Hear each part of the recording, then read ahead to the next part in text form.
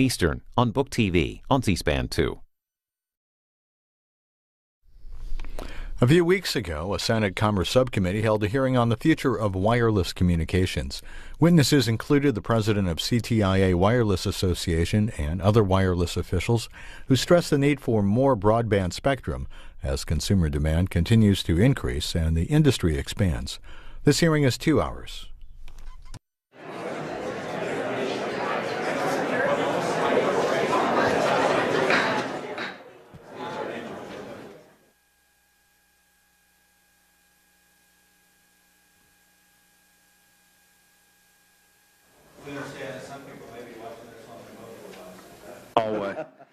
But nonetheless, we want to say thank you to all of our witnesses for being here. Thank you for your preparation.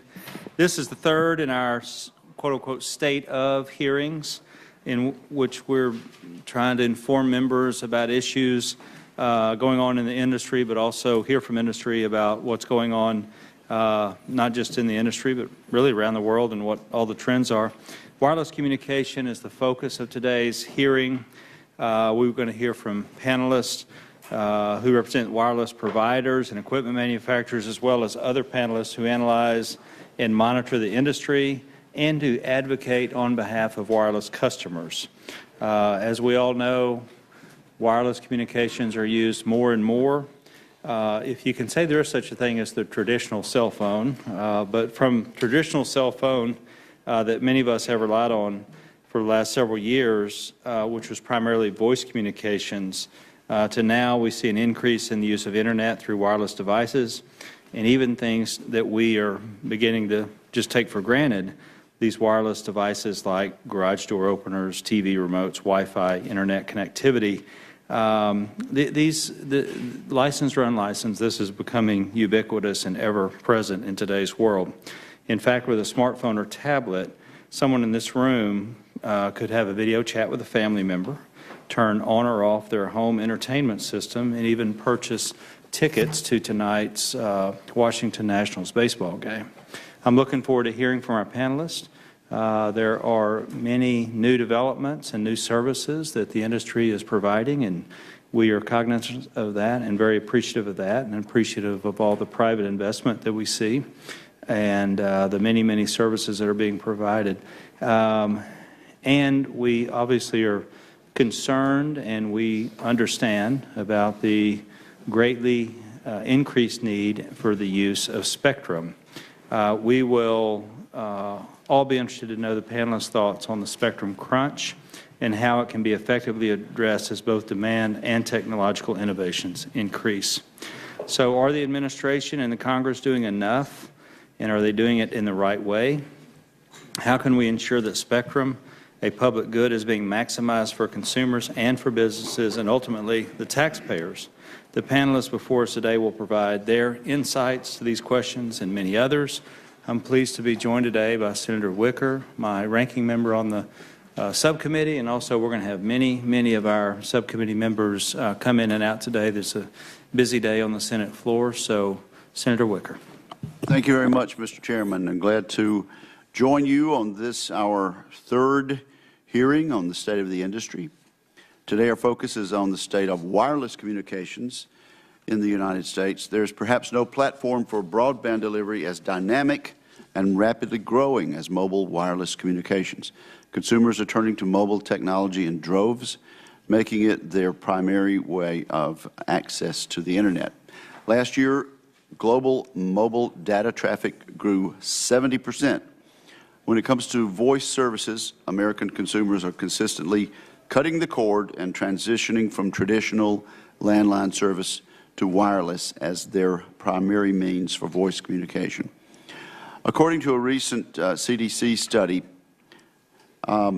interestingly, Mr. Chairman, Mississippi and Arkansas are leading the way in wireless-only households, with 42.3% of adults in Mississippi and 44.4% of adults in Arkansas making a full conversion. That same study found that by the second half of 2011, 1 in 3 households had only wireless phones. The rapid migration to wireless raises a number of critical issues for policymakers, many of which will be mentioned and discussed by the witnesses before our panel today. As the Chair mentioned, one of the key issues for Congress to consider is how to maximize commercial access to spectrum in order to meet consumer demand for high-speed service and content-rich applications. One of the main avenues to achieve this goal is making the 1755 to 1780 megahertz band available for commercial services. Identified in the FCC's National Broadband Plan for its commercial potential, when paired with the AWS 3 band, this spectrum can be quickly used to expand existing systems, spur innovation, and drive economic growth. I understand the wireless industry and federal agencies have been working together to study this issue, and that the industry has recently proposed a roadmap for clearing federal systems out of the band. I urge DoD and other government entities currently using the band to continue to work together productively and in a quick, conclusive fashion to relocate operations and free up this spectrum for commercial and ultimately for consumer use. This committee also needs to monitor closely the progress of the FCC's impending incentive auction of wireless broadcast spectrum. The success of this auction is critical to construction of the National Public Safety Broadband Network established in the Spectrum Act. It also would free up spectrum and raise much-needed revenue for deficit reduction. To achieve success, it's imperative that there be widespread, all-inclusive participation in the auction. This is the best way to maximize revenues and also to mandate going forward as Congress has mandated. I would like to thank our witnesses for testifying today. We look forward to hearing your views on the issues of spectrum availability, the incentive auction, and the overall state of wireless services in this country. Thank you again, Senator Pryor, for holding this hearing, and thank you for members of our committee for their attendance and interest. Thank you. Let me say that what we'll do is we'll dispense with our opening statements, and everybody's opening statement will be made part of the record. But we would like to move quickly to our panel. We have a very distinguished panel today. I will recognize each one of them for a 5-minute opening. We would really appreciate it if you could keep it to 5 so that the subcommittee would have plenty of time to ask questions. What I'll do just to save time is I'll just go right down the list and then turn it over to Mr. Largent. First, we're going to have the Honorable Steve Largent, President and CEO of CTIA, the Wireless Association. Second, we're going to have Mr. Stephen Berry, President and CEO of Competitive Carriers Association. Third, we're going to have Mr. Doug Webster, Vice President, Service Provider, Routing, Mobility, and Video Marketing, Cisco Systems. Fourth, we will have Mr. Thomas F. Nagel, Senior Vice President, Business Development and Strategy, Communication and Data Services for Comcast Corporation. Next, we will have Mr. George Ford, Chief Economist of the Phoenix Center. And last and certainly not least, we'll have Delara Derek Shani, Policy Counsel for Consumers Union. So again, welcome all of you. And again, thank you for the subcommittee for being here. Mr. Largent, if you could lead us off. Thank you. Let me make sure that's on. Is that on? Okay. Ranking Member Wicker and members of the subcommittee, thank you for this opportunity to testify on behalf of CTIA. As we meet today, I've just returned from our annual spring show, and I really wish you could have joined us. You would have seen a great testament to the state of the wireless industry. It's a vibrant, dynamic ecosystem that's innovative and competitive at every level. It's also an environment in which U.S. leadership is a consistent and defining characteristic. Perhaps the best indicator of the wireless industry's vibrancy is its investment record. If you believe that businesses commit capital to markets that are open and competitive, then the $30 billion that America's wireless carriers invested in 2012 alone is a very good sign. This massive investment serves as a catalyst for what we at CTIA like to call the virtuous cycle of wireless investment and innovation. Here's what I mean by that. To start, capital expenditures drive the creation of networks capable of supporting greater speeds and functionalities. Those new networks create a demand for new and more powerful devices, which then drive the development of new applications and content. That leads to more consumer usage, and as that grows, so does the need for more spectrum. This virtuous cycle is spinning at an incredible rate in the U.S. and is the reason why we are the world's leading wireless market. We have more than 50% of the world's 4G subscribers. Let me repeat that. 50% of the world's 4G subscribers, in spite of the fact that the U.S. is home to just 5% of the world's wireless subscribers. These subscribers use sophisticated phones and tablets that run on chips and operating systems developed by great American companies like Qualcomm, Apple, Google, and Microsoft. And these networks and devices serve as the foundation for a U.S.-based applications industry that is creating jobs and transforming the way we consume information and engage in commerce.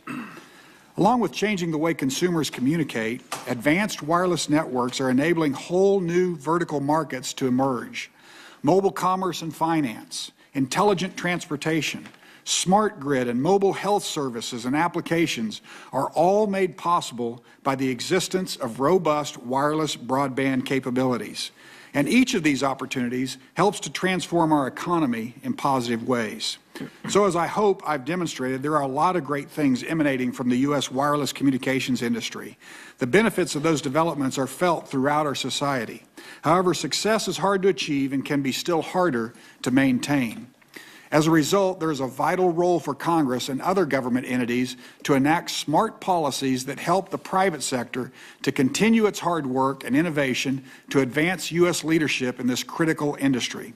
Without question, the area where policy leadership is most important is access to spectrum. Carriers must have access to additional licensed spectrum in order to keep up with Americans' demand for mobile broadband. Fortunately, Congress recognized this when it included provisions in last year's Spectrum Act, authorizing the FCC to conduct incentive auctions. Although the FCC is moving to implement that legislation, it is critical that the incentive auction process move forward expeditiously.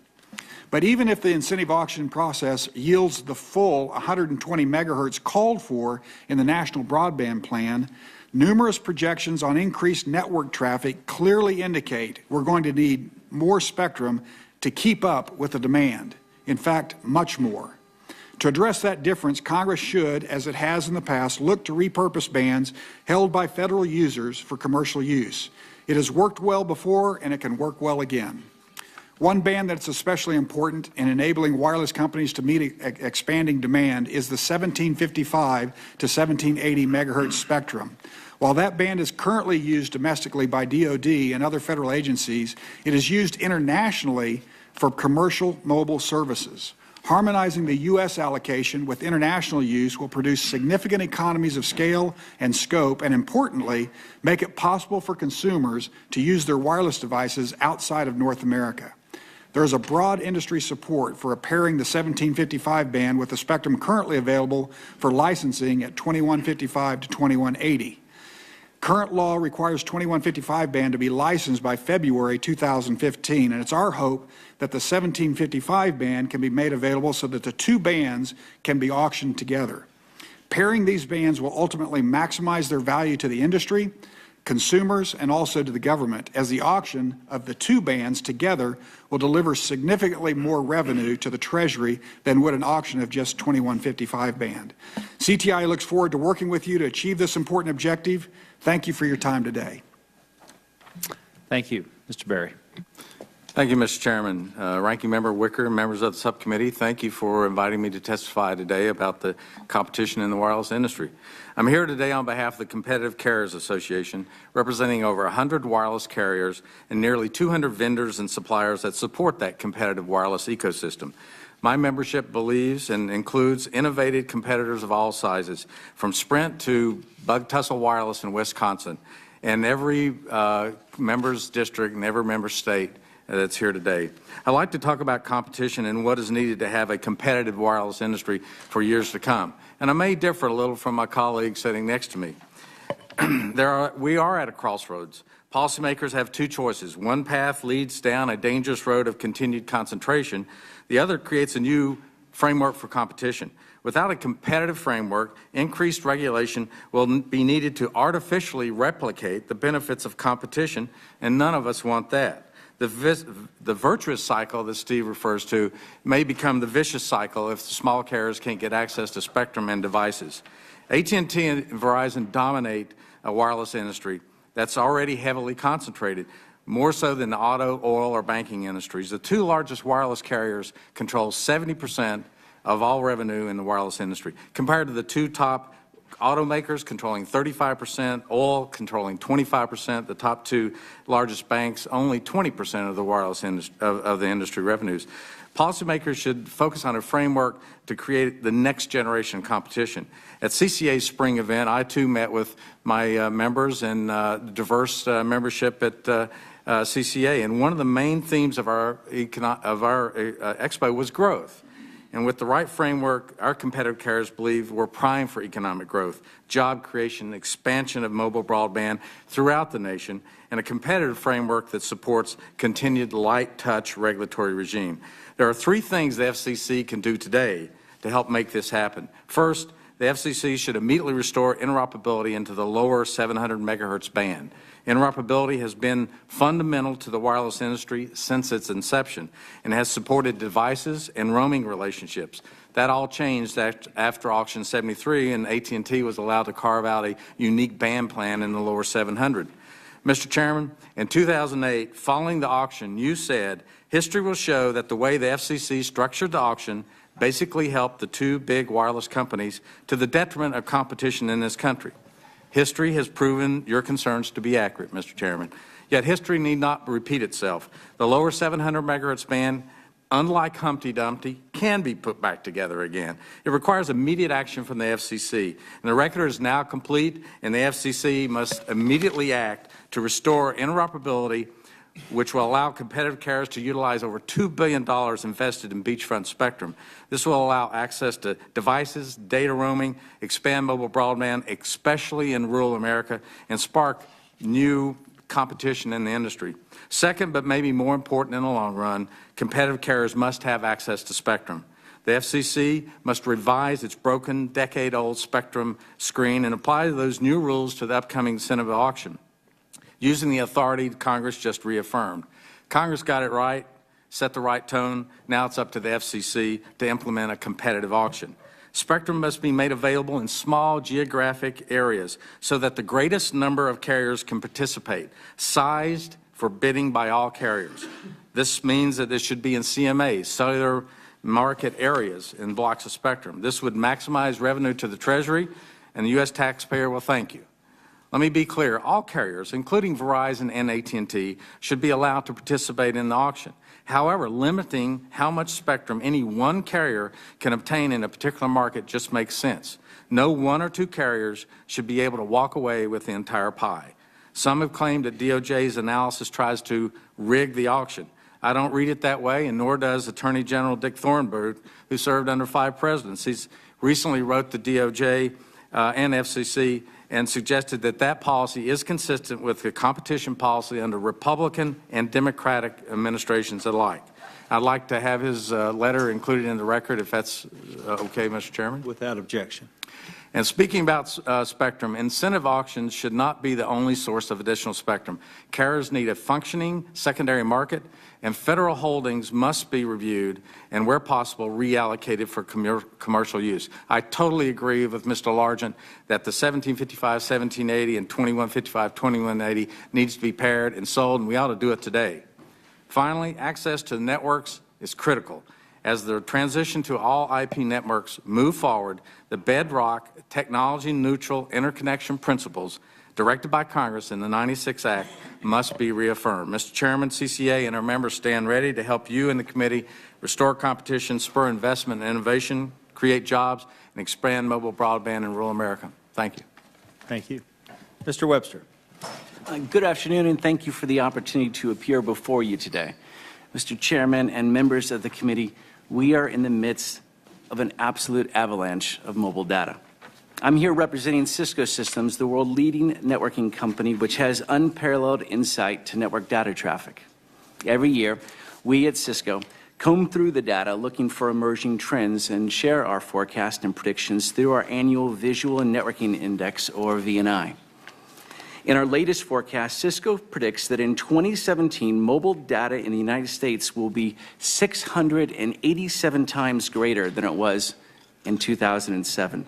Think of that, 687 times the volume of mobile data traffic compared to just 6 years ago. And the growth shows no sign of abating. 5 years from now, there will be 9 times as much mobile data traffic in the U.S. than there is today. More email, more apps, and especially more video, which by 2017 will represent 2/3 of all the mobile data traffic. The question is, are we prepared for this avalanche? Can our current network infrastructure handle the massive growth that is coming? And the answer, of course, is no. Imagine the Washington Beltway at rush hour. That's basically the wireless networks today. Sometimes open road, but frequently congested, especially at peak hours. Now imagine adding 50% more traffic to the Beltway each year for the next 5 years. A 9-fold increase. You would get grinding gridlock with major delays, frustration, anger, and a major loss of productivity. Mr. Chairman, that's precisely what will happen if Congress and the FCC don't act to address the looming spectrum crunch. Now, how do we get to this point? Just a few years ago, mobile data traffic was at relatively low levels, the product of a handful of text messages, mostly by our teenagers. Fast forward to a few years later, however, each of us has multiple mobile devices continuously wirelessly connected to the internet. Smartphones, tablets, laptops, video streaming devices, smart TVs, and gaming consoles, to name just a few. And the devices will continue to proliferate. In just a few years, we forecast that there will be 8 devices for every American. Not only do we send email and text messages constantly, but we're watching massive amounts of video, from our children's first steps to entire feature-length movies on handheld devices. Last week, Cisco released our latest VNI forecast, and the hard data show there is simply no stopping the growth. We've become attached to our mobile devices and have integrated them into our daily lives. So what should policymakers do now to ensure that we have the infrastructure and investment in place to meet this demand? Put simply, more licensed and unlicensed spectrum must be allocated for broadband access. To return to our Beltway metaphor, adding spectrum will add more lanes for traffic, widen lanes that today are too narrow, and create more on-ramp, off-ramps, and feeder roads to reduce bottlenecks. Congress's authorization of voluntary incentive spectrum auctions in 2010 was a critical first step on the license side of the equation, and on behalf of Cisco, I want to thank you for taking that meaningful action. Now, thanks to this committee, the FCC is studying potential expansion of Wi-Fi in the 5 gigahertz band. The FCC is conducting an analysis of whether additional sharing for commercial purposes is technically feasible. We hope that this analysis can be completed as quickly and thoroughly as possible to help increase broadband speed and adoption. This is increasingly important given that approximately 50% of all data moves over Wi-Fi or mobile networks, and given that Wi-Fi helps alleviate the pressure on the licensed cellular networks. The bottom line is this: the mobile revolution is here. It's changing the way we communicate, the way we analyze data, the way healthcare, education, government, and public safety services are delivered, and it's creating new American jobs and economic growth every day. As if you need more reason to act, studies show that doubling mobile data results in a 0.5% increase in the nation's gross domestic product, growth which is necessary now more than ever. It's imperative that we address the looming spectrum crunch here in the United States and allow providers to invest private dollars in network infrastructure. This will help ensure that the United States remains at the cutting edge and continues to be a global leader when it comes to mobile technologies. Thank you again for the opportunity to appear today, and I look forward to your questions. Thank you. Mr. Nagel. Mr. Chairman, members of the subcommittee, thank you for the opportunity to testify today. I've been at Comcast for over 10 years, and one of my primary responsibilities has been the strategic development of Comcast's wireless efforts. During that time, unlicensed services such as Wi-Fi have grown from an in-home extension of a wired broadband to a central component of the wireless ecosystem and an important means of communication during emergencies. I am pleased to talk about the many benefits of Wi-Fi, as well as the policy steps needed to ensure that unlicensed services continue to serve as a platform for innovation, investment, and economic growth. Comcast operates a Wi-Fi network that has expanded 11-fold in 18 months, from 5,000 access points last year to over 55,000 access points today. We also have partnered with other cable operators to build one of the country's largest Wi-Fi networks, with over 150,000 access points and many more to come.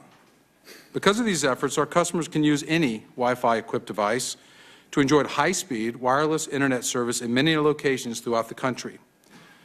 Our experience with Wi-Fi confirms the important role unlicensed services play in the wireless ecosystem. Consumers increasingly use Wi-Fi networks for cost-effective and robust wireless access to the Internet, making unlicensed spectrum a key complement to licensed wireless technologies. In fact, the CEO of Cisco recently stated that Wi-Fi will eventually carry 80 to 90% of the growth of cellular networks. And various studies confirm that unlicensed services contribute tens of billions of dollars in economic value each and every year. Importantly, our Wi-Fi network has also proven to be particularly valuable during times of emergency. In the aftermath of Hurricane Sandy and Winter Storm Nemo and the tragic attack at the Boston Marathon, commercial mobile wireless networks were temporarily overloaded or at times down completely. In each instance, Comcast was able to open its Wi-Fi network and provide free access to anyone with a Wi-Fi enabled device so that people could receive urgent information and establish communications with loved ones. Because of the rapid expansion of Wi-Fi enabled devices, Wi-Fi networks like the one we operate are invaluable. They allow consumers to communicate and stay connected during emergencies regardless of their wireless carrier. In a sense, Wi-Fi has become the interoperable communication standard for consumers. Looking ahead, we must ensure that there is sufficient unlicensed spectrum to meet the growing consumer demand. The spectrum used to deliver Wi-Fi today has become severely congested, especially in densely populated areas. The result is significantly reduced Wi-Fi performance.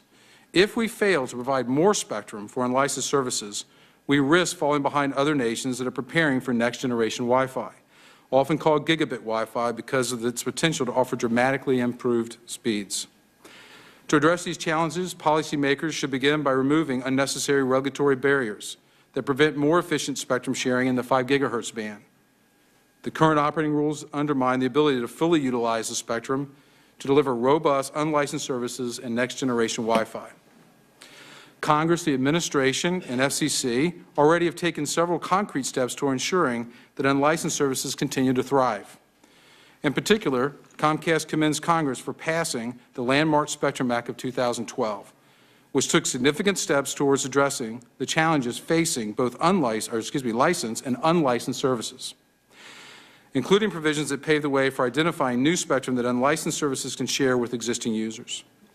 Additionally, we support the FCC's efforts in the recently initiated 5 gigahertz proceeding.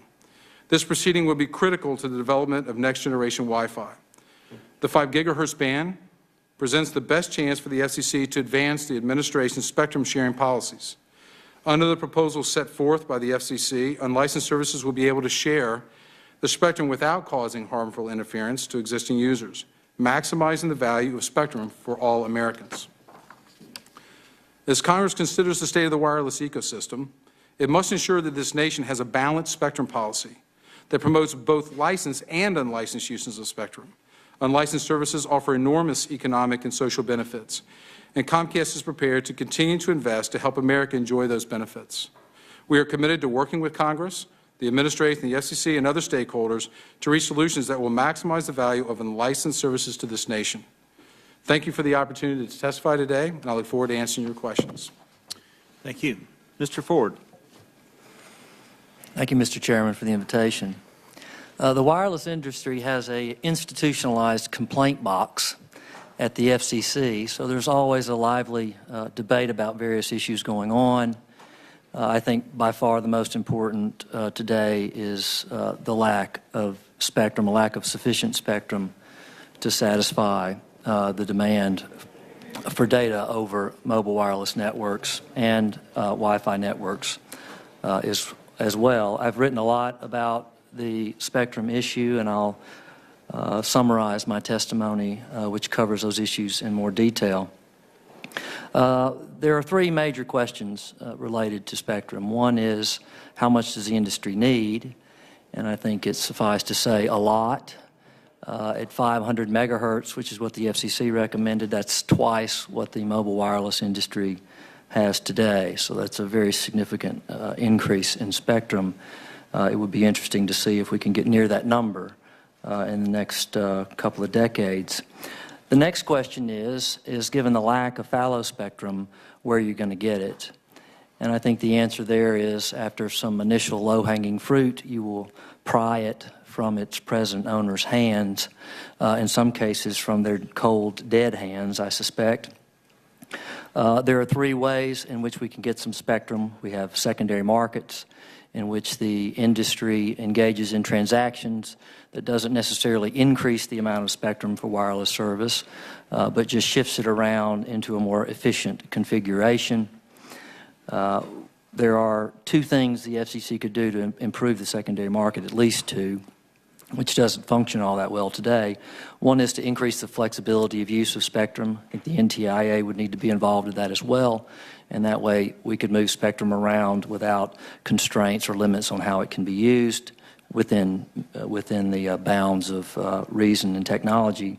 And second, for the FCC to quickly approve transfers that do not have demonstrably anti-competitive effects.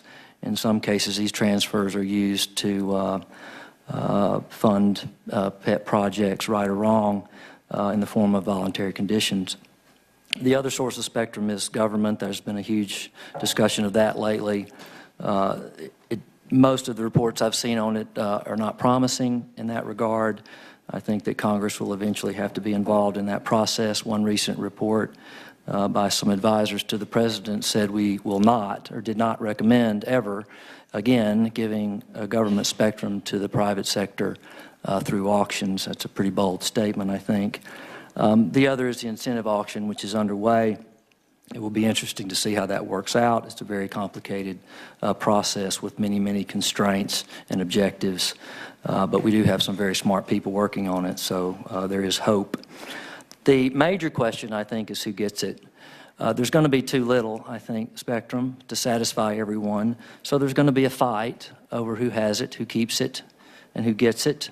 We're going to have debates over licensed and unlicensed spectrum. I think that debate can be solved relatively easily. Unlicensed spectrum or low-power devices can use spectrum more flexibly than can the broadband networks, mobile broadband networks that need higher quality spectrum under a exclusive license. The other question is how spectrum gets distributed among firms. We have the calls today for spectrum caps, participation limits by AT&T and Verizon in the upcoming auctions. Of course, people will use the government process to advantage themselves when they can, although I do think people also believe that there's valid reasons to do this. In this regard, I think what I would say is we need to make a decision, I think, in this country as to whether or not we're going to use auctions to allocate spectrum in which the highest bidder wins the spectrum, and that's how we do things, which is how we do things in most markets, or we adopt a comparative hearing approach where the government chooses who gets it in an effort to control what the industry looks like, control market structure, control market shares, that sort of thing. And it's just a question of honesty, because as an analyst, you kind of want to know what the objective is before you start designing rules and analyzing various policies. If we pretend to hold auctions among pre-selected winners, it makes it difficult to really understand what it is that we're doing. Making that decision is above my pay grade, but I'm just suggesting that we have some honesty brought to the process in that regard. And in that capacity, economic theory is very important. When you introduce spectrum exhaust, which is what everybody's talking about right now in wireless, it radically changes the way competition works. And one of the papers that's summarized in my testimony is a paper entitled Wireless Competition and Spectrum Exhaust. And what you find when an industry faces the exhaust of spectrum, that competition in the way we normally think of it, which is a head count of firms, is no longer a valid way to think about the industry. Because if there's a constraint on capacity, you can't increase output. The role of competition is to increase output. So competition is essentially made impotent in that regard. And if you include the assumption of an economy of scale in the use of spectrum so that capacity rises faster than the amount of spectrum that you get, which is an assumption that's widely accepted, you could actually have a case where having few firms in the industry has lower prices and better quality services than more firms in the industry. That's a very important addition to the analysis, so we can't simply think of it in the way we normally think of competition, which is inaccurate in itself, but in this case it's profoundly inaccurate.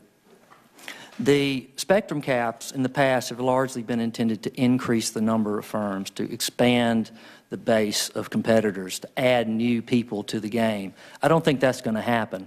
We've had people outside the industry win spectrum. They end up going back to the industry to try to use that spectrum, the Dish-Sprint deal, Spectrum co-selling it to Verizon in other cases.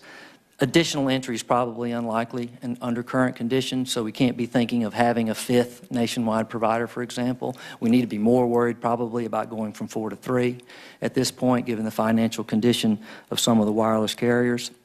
So that purpose of a spectrum cap is no longer valid, and the spectrum cap theoretically has, to my knowledge, never been contemplated as a way to shift market share among various players. I'm probably going over, but no, the clock's still running. The other question on spectrum caps or bidding restrictions relates to revenue. This is this auction is intended to raise a lot of revenue for specific purposes. I think the argument that eliminating those with very high demands for spectrum will increase revenue is not really plausible. The theory really doesn't support it. In fact, the theory that's cited to support that would say you should exclude all incumbents from the auction, not just the major incumbents. And history has shown that non-incumbents have pretty high demand for spectrum, and some have made significant profits buying it and reselling it. There's some other issues. I know I don't think that started on time, and people are looking at me funny. There's some other issues, unlocking, interoperability, those sorts of things that are covered in my report, if you care to read it, or if you have any questions about those issues. Thank you. Thank you. The clock is Derek Shawnee. Did you notice that? Oh, is that over? Okay. I looked right over there when it was 0, I promise. And I thought it wasn't working. I couldn't be through 5 minutes yet. Chairman Pryor, Ranking Member Wicker, and members of the subcommittee. On behalf of Consumers Union, the policy and advocacy arm of Consumer Reports, thank you for the opportunity to testify before you today.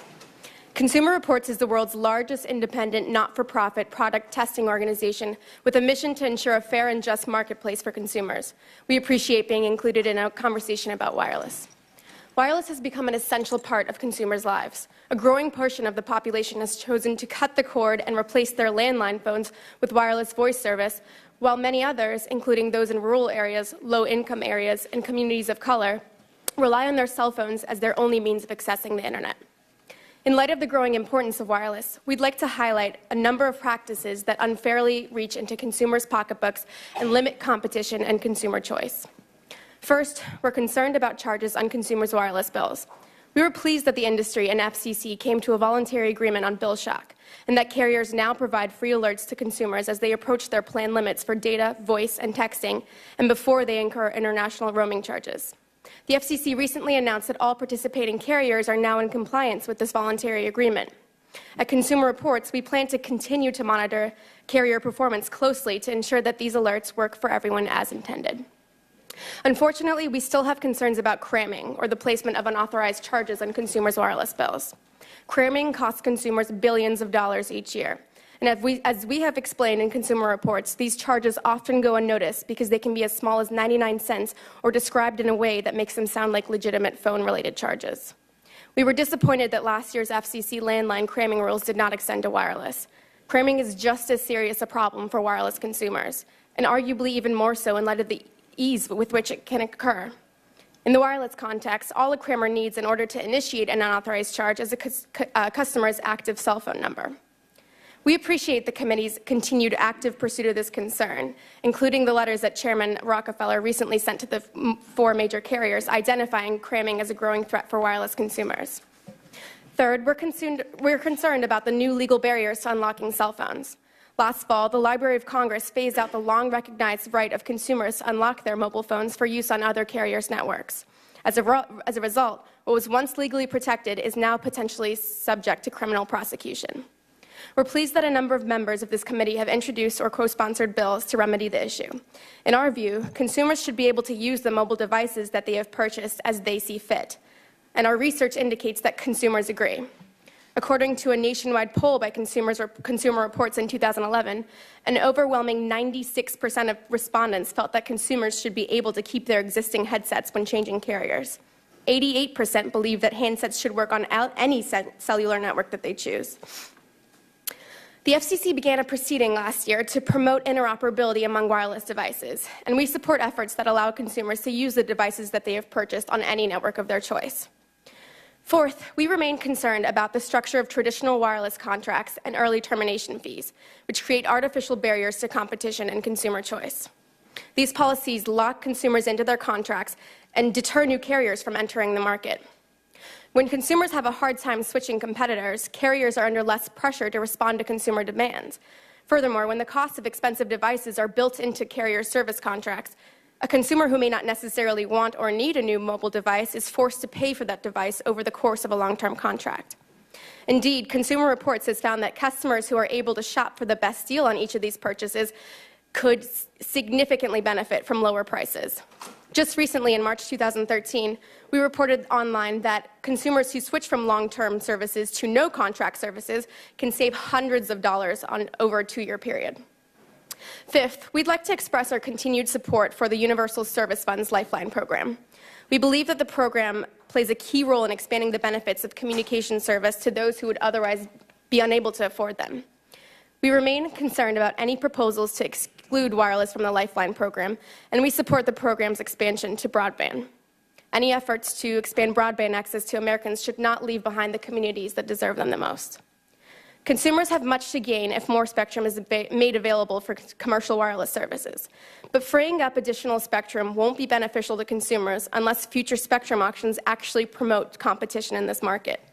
The 2 largest providers of wireless services today are positioned to dominate the auctions unless the government puts in place appropriate rules to also give small carriers the opportunity to bid on this important limited resource.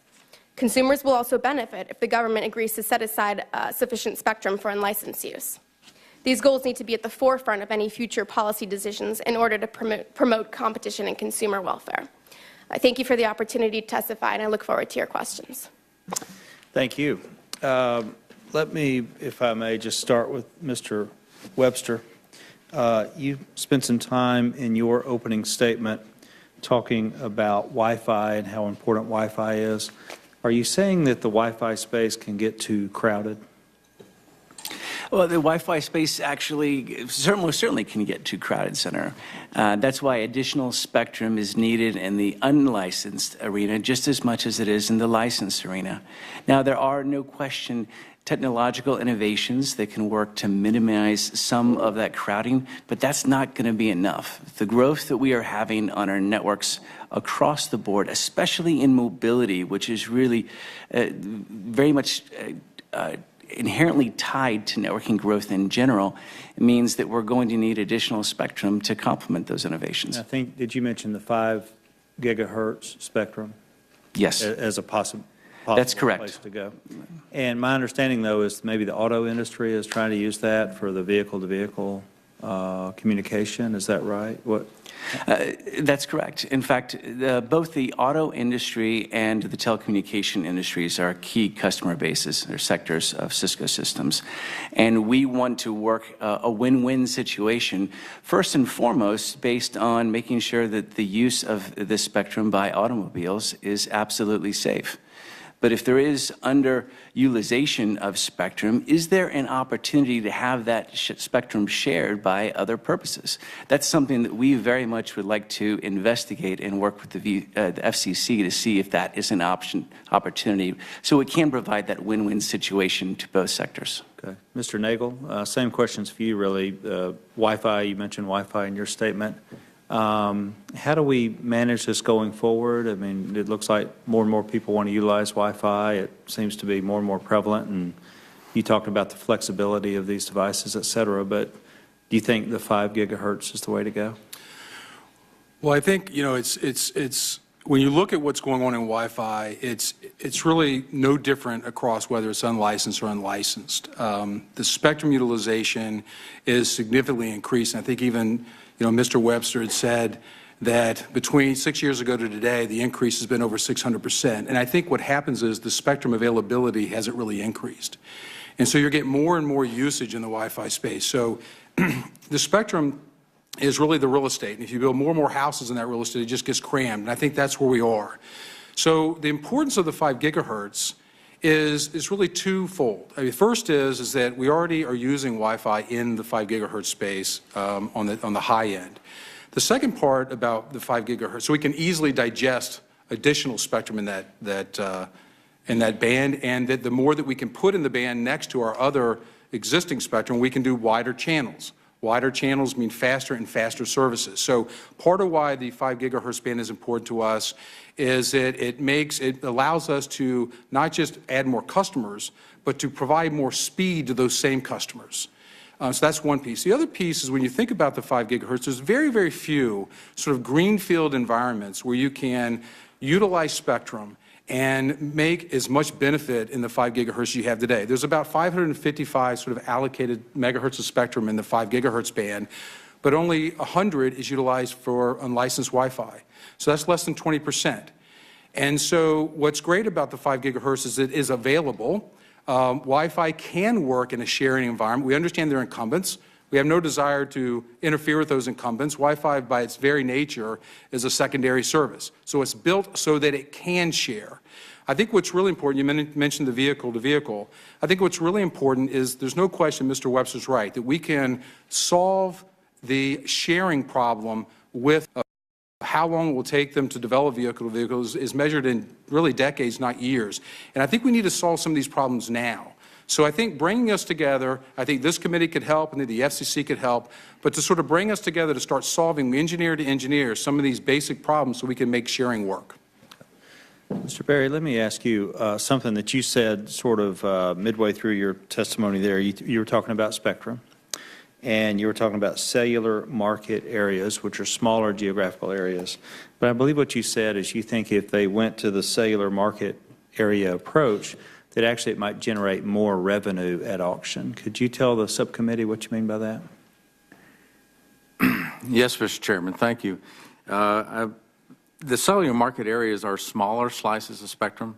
For the smaller carriers, they have to be able to bid and have some expectation of winning. A good example would be Bluegrass Cellular would have to, if they sold only EAs, economic areas, which is a large area, they would have to bid on markets outside Lexington, Kentucky, all the way down to Nashville, Tennessee, in order to get enough spectrum to continue their operation. That's just not doable. Making a small carrier bid on 5 to 6 million pops of megahertz when they only need 1.4 is another way of putting them out of business. And I'll give you a good example.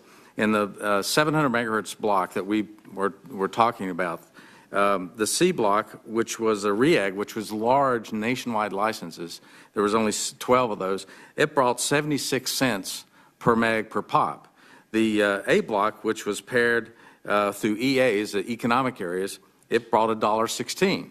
But the paired B block, which was in CMAs, cellular market areas, 734 of them, brought $2.68. And that's because the small carriers could actually bid and win against the largest carriers in a small area. And I think that's what we have to do if we're going to have multiple competitors in the 600 megahertz spectrum auction. Thank you. We've been joined by Senator Thune, who's the ranking member of the full committee, and I'm going to recognize you for an opening statement and your question. Thanks, Mr. Chairman. I want to thank you and Senator Wicker for having this hearing, and I do want to just make a statement for the record and then perhaps follow it up with a quick question if I might. But I think we all know from our daily experiences how important this issue is to people all across the country, whether it's a farmer who's in a field checking real-time commodity prices, a college student video chatting with their family back home, or an executive on the road dealing with a crisis back at headquarters. The ability to communicate with others and to get online without being tethered by a cord is no longer a luxury for many people. It is a necessity. Wireless communications have become an essential part of many Americans' day-to-day lives, and I'm glad the subcommittee is exploring the issue today. Without enough spectrum, the private sector will not be able to keep pace with consumer demand, which is growing exponentially. We must make it a priority to increase the availability of spectrum for commercial use, both licensed and unlicensed, as quickly as possible. One important block to open up is the 1755 to 1780 megahertz band of federal spectrum, because when paired with the AWS-3 block, there's a global ecosystem of devices and networks that our nation can immediately tap into. I've been working with Assistant Secretary of Commerce Larry Strickland, the Department of Defense, and industry officials to find a common-sense solution that balances the needs of wireless consumers and of the federal government. It's my hope that we can find a way forward soon that allows this spectrum to be auctioned and cleared in the near future. A recently proposed, quote, industry roadmap may offer us a workable path to achieving that goal. Getting more spectrum into the marketplace to the parties that value it most is ultimately the best way for federal policymakers to encourage new services and to spur competition. Unfortunately, some voices, including the Department of Justice, are calling for the Federal Communications Commission to micromanage the allocation of spectrum among wireless carriers. I stand with Chairman Upton, Chairman Walden, and other of our House colleagues who have challenged this perspective in a letter to the FCC back in April. I believe the Commission should not pick winners or losers among individual companies, but instead let all interested participants freely compete against one another in the open market. The FCC began using spectrum auctions because we recognize that the free market is more effective at allocating spectrum than relying on the opinions and predictions of unelected bureaucrats. And with the U.S. being the global leader in 4G LTE connectivity, this approach has clearly been very successful. The Commission should focus on maximizing participation in the upcoming incentive auctions among both broadcasters and potential forward bidders. For example, one way to encourage more bidder activity in rural areas during the auction is to offer licenses in a variety of geographic sizes. The FCC should not be distracted by proposals that could lead to less spectrum being made available and less auction proceeds being realized for national priorities like deficit reduction and FirstNet. American consumers, including those farmers, students, and executives I mentioned earlier, are driving the mobile economy, and they, not the government, should pick who wins in the marketplace.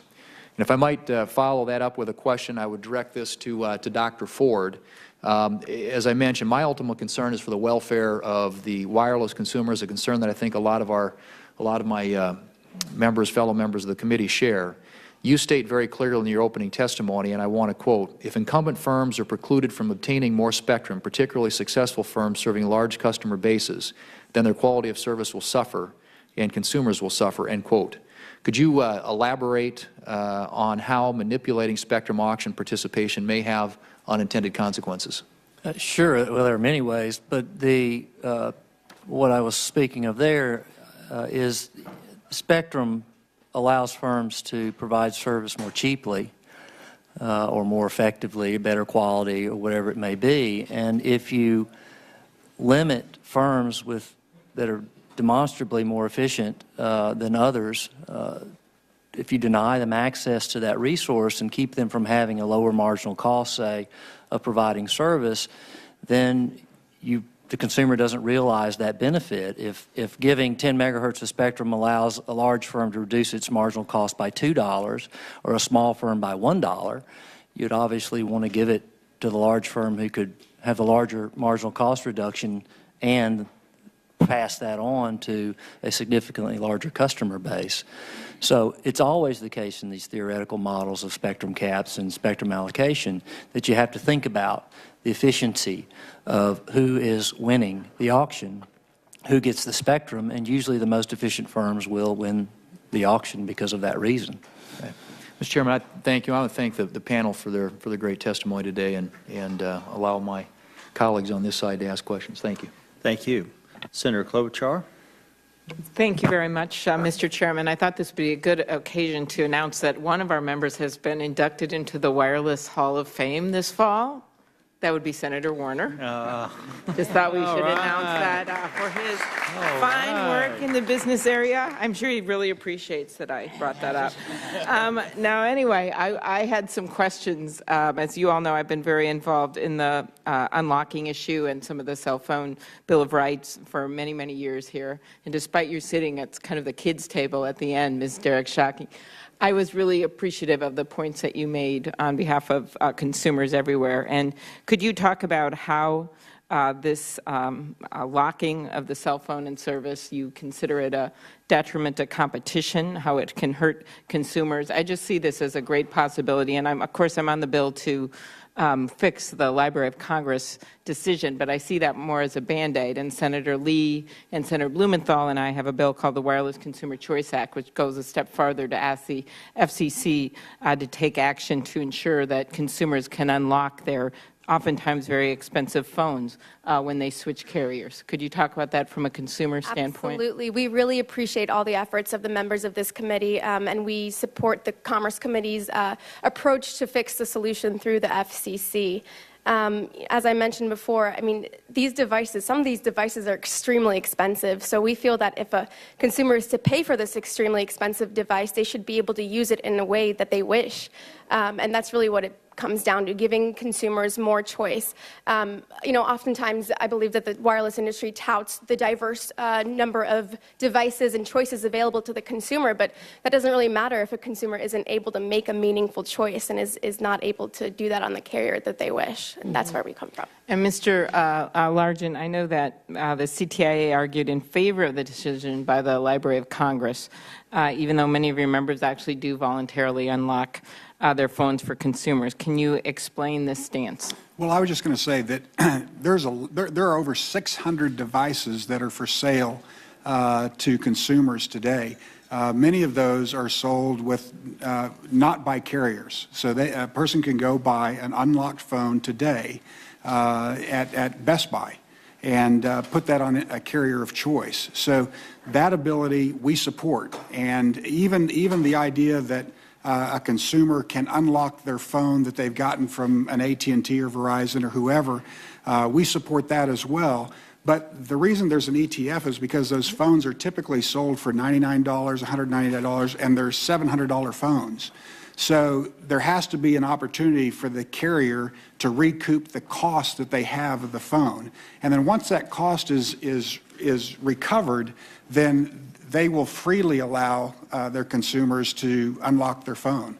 And that's the policy of most of our carriers, if not all our carriers today. I just know, Mr. Berry, that, and you want to respond to this a little bit, in other countries that they unlock phones quicker and allow the service to be decoupled from the phone. And do you want to talk about how this could affect rural consumers if they get stuck with a certain phone and a certain carrier, more likely, and then they move? And I know this from just driving this week in rural Minnesota, that certain carriers work in certain areas and others don't. Yeah, Senator, thank you, and thank you for the question, and thank you for all the good work you've done on unlocking. As you know, I testified in favor of continuing the exemption for unlocking phones at the Library of Congress, and I thought that not only was it a good pro-consumer issue to focus on, but many of the rural carriers really don't have access to the iconic phones. Getting smartphones and handsets that state-of-the-art are very difficult for small and rural carriers, and it's one way of a rural carrier distinguishing themselves in the marketplace and attracting customer. Matter of fact, one of our carriers, T-Mobile, at the time I testified, had over 2 million iPhones on their network, and they didn't sell an iPhone. They didn't have permission to sell the iPhone. So we think it brings consumer choice, and especially in a consumer that's in an urban, suburban area that moves to a rural area, they ought to be able to not only take their iPhone, but all the content that is in that, or whatever other phone they may have, a Galaxy or Android, and bring it to the network and utilize it. And we think that that was the right policy decision to make. Thank you.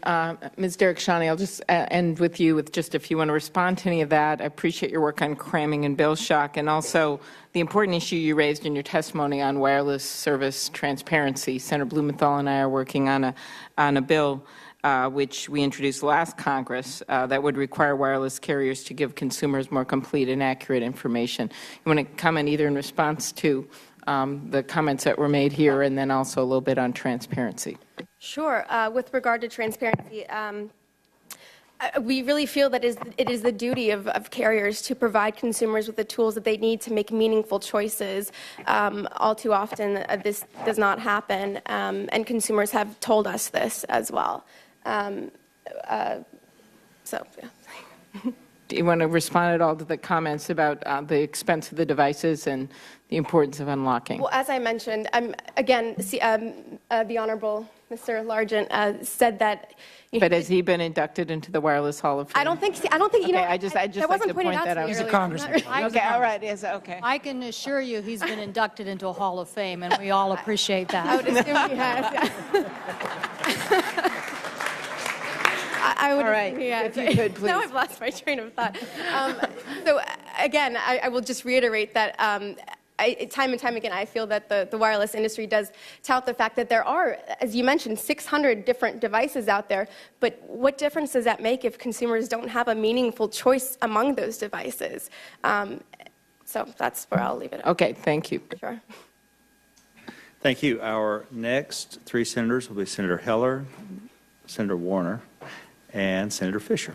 Senator Heller. Thank you very much, Mr. Chairman. Thanks for the opportunity to discuss this issue that I think is critically important for our economy. And I want to thank the witnesses for taking time and spending some time with us today, and for everybody that's in the hearing who's expressed and shown their concern for this issue also.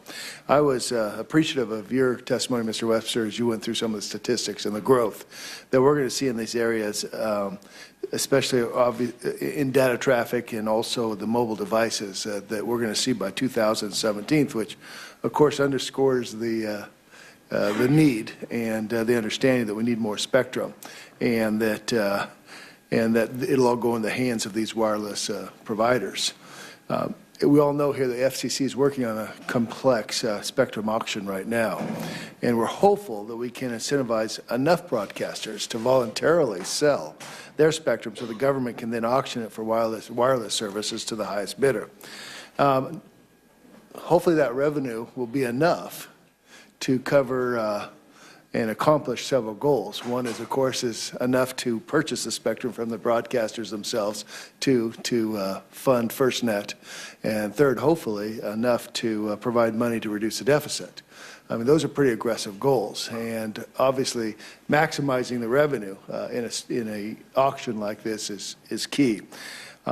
So to you, Congressman Largent, and I think all of us have kind of touched about from the chairman to the ranking member, most of us are talking about revenues from this auction. And if the government intervened, as suggested by Mr. Berry, to set up rules that limited some in the markets from entry to this auction, would that reduce the amount of revenue available? Undoubtedly, it would reduce the amount of revenue that would go to the Treasury. Is there any reasons in your opinion that there should be conditions set on the spectrum auction? I personally feel like the fewer conditions that are set on the auction, the more robust and the more money you'll get from the auction. We have seen in the 700 megahertz auction that was very complicated and just created a lot of hoops for companies to jump through in order to bid on that spectrum, what the outcomes were. We're still wrestling with the 700 megahertz A block that Steve mentioned because of that. And so I just think that if you just have a clean auction with a lot of spectrum and you let people bid on it, that you'll have the best outcome in terms of money to the Treasury, funding FirstNet, being able to pay for the broadcasters to relocate and compensate them for their spectrum that they give up.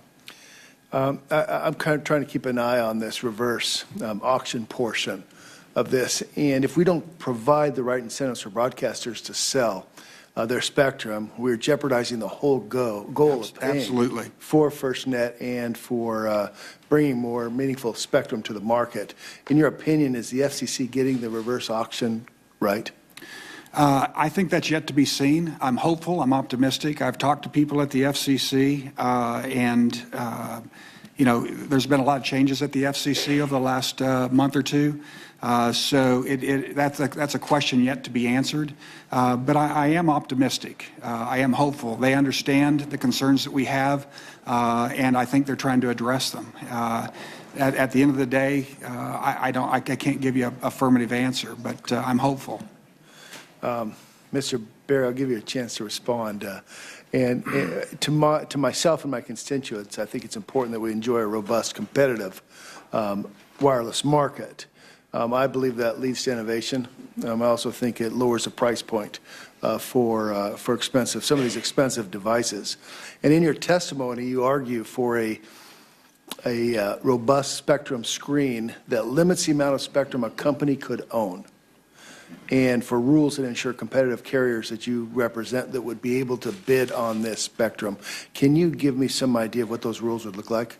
Yes, sir, and thank you very much. I would say that the 700 megahertz spectrum auction is a somewhat a good reference. The fewest amount of dollars brought in by that spectrum was the largest sized spectrum. Only the largest carriers could bid on it, and it's sort of playing a bluff game. I don't think that we should do that. The Charles River and Associates study, which was provided last year, showed that unrestricted auctions actually can limit the total bidder participation and actually reduce auction revenue. As I said in my comments, I want AT&T and Verizon in the same ecosystem as our carriers, because if they do that, then our carriers were going to bid because they know they have an ecosystem that they can participate in. They're not going to get fooled again like they were in the lower 700 megahertz and ended up not having an ecosystem that they could grow and build and have access to devices. If you don't have, every auction that's been conducted has had some type of rules and restrictions. And I'm really afraid that if you have an auction without any recognition that the one or two largest carriers should not walk away with the pie, then your auction rules is going to be essentially equivalent to let the big dog eat and let him eat all he wants. And I don't think that will bring in the most revenue to the U.S.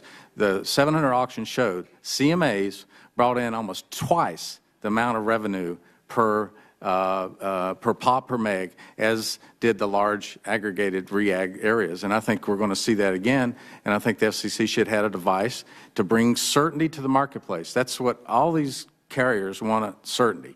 And if you can have certainty on knowing what you're expected to be able to walk away with, you're going to bid more, and I think the American taxpayer will benefit from it. Mr. Barry, thank you, and to all the witnesses, thank you very much. Thank you, Chairman. Thank you. Senator Warner. Thank you, Mr. Chairman. Thank you, Senator Klobuchar, for that revelation you made earlier. That's only because I got in the wireless industry 31 years ago, and I will remind the panel, or more my colleagues, I guess, when it started 31 years ago, everybody in the industry, everybody on Wall Street thought it would take us 30 years to build out a wireless network, and at the end of that 30 years, you'd have 5% market penetration. I made a lot of money because they were wrong. But one point I would make, and I want to kind of play off some of my colleagues' comments, because, you know, as a business guy, I want to have the most efficient allocation. Lord knows we need the revenues. But I do have to tell you, history showed, and it was a fairly blunt instrument what the FCC did 31 years ago in breaking in the wireless block into A-band and B-band, wireline, non-wireline. And there was lots of consolidation. But I can assure you, particularly in rural communities, there were large incumbent carriers that did not build out at nearly as quickly as some of the startup or smaller companies. And there were a whole host of innovations in terms of marketing plans, in terms of billing plans and other things that really moved the industry along. If it had just been left to the Bell guys, the old Bell companies, I'm not sure, you know, those original projections might have been correct. I'd also make the appeal to my colleagues, and I'm going to get to a question in a moment, but I want to take this moment with folks here, that if there's one common theme is we need a lot more spectrum. And I think Mr. Ford made a comment that some folks in government say, I would not agree with the President, anybody who's saying that never should we allow any government spectrum to be commercially used. I mean, one of the things we have tried with actually Senator Snowe and I for some time, just to get a spectrum inventory. And I would urge any of my colleagues who want to join me in this, again, we don't even know, because the government has a disproportionate amount of spectrum, how it's being used and how efficiently it's being used. And we've gone off and done things like public safety allocations of additional spectrum to them without any take-back opportunities from spectrum that may not be fully utilized to its best effect. And, we need at least a roadmap of where the spectrum is, and that gets us into areas with DOD and Intel and others, but a host of other public functions that if we're going to reinforce, whether it's public safety or others, having some skin in the game in terms of some of their spectrum would be, I believe, a criteria. And I guess I want to go to Steve, to you, but I know where kind of everybody else falls down. I'm trying to put you a little bit more in the box here, because I do think one potential way to try to maximize revenues but also maximize players without some undue restriction, because we've got the big two, but then we've got the next two, and then we've got a lot of small players. How do we not just make it, if you exclude the top two, something that just defaults to, T-Mobile and Sprint?